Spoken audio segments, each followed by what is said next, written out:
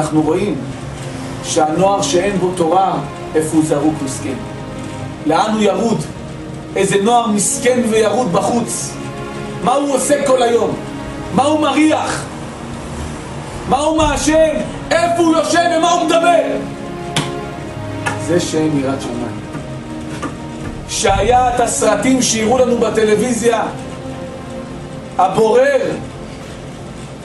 הישרדות, הספור, כל מיני סרטים של שקץ וזימה. אנשים באו לבית ספר עם אולרים, ישבו בררות בהפסקה, בוררות. ילד בן 16 בורר בין ילדה בת 14 לילד בן 15. בוררות. לימדו אותם את זה בטלוויזיה, שמי שלא זה, מי שעד בגדר קוראים לו אסורי, הוא בורר. זה מה שמלמדים אותנו בטלוויזיה.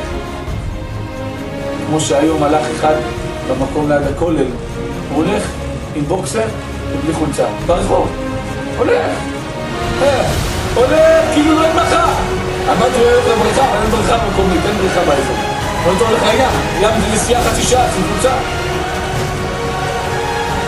שאין יראת שמיים במקום הזה לא שווה כלום. אתמול אחד ב-12 בלילה הולך לזרוק זבל עם בוקסר בלי חולצה, גם אתמול ראיתי את זה. פעמיים השם זימן אותי ברמינל, לא ראיתי רוצה לראות את זה, הוא בא לי שערות. הוא מקוף. עכשיו אני מבין אולי דרבי. איך הוא אומר באנו מעט קוף. שקט מאוד. שאין יראת שמיים, שאנחנו לא מבינים מה זה יראת שמיים, אז אישה מתלבשת כאילו היא הולכת לים, רק שהים בא לרחוב. שכמו שאנחנו אומרים כל שבוע כמעט, שאוטוטו, וזה כבר קיים, שהסבתא נראית כמו אמא, כמו אחות, מתלבשת כמו לא יודע מה.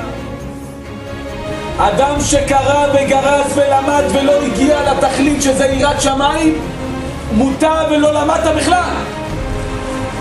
כי יראת שמיים היא הוצאה. אומר שלמה המלך חכם מכל אדם. אנחנו לא חכם מכל שלמה המלך. שלמה המלך ידע את כל החוכמות שבעולם. הכל! ואומר שלמה המלך סוף דבר הכל נשמע. את האלוהים נראה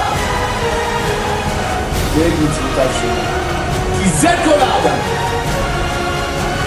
את האלוהים נראה ואת מצוותיו שמו, כי זה כל האדם. זה מה שבאת לפה.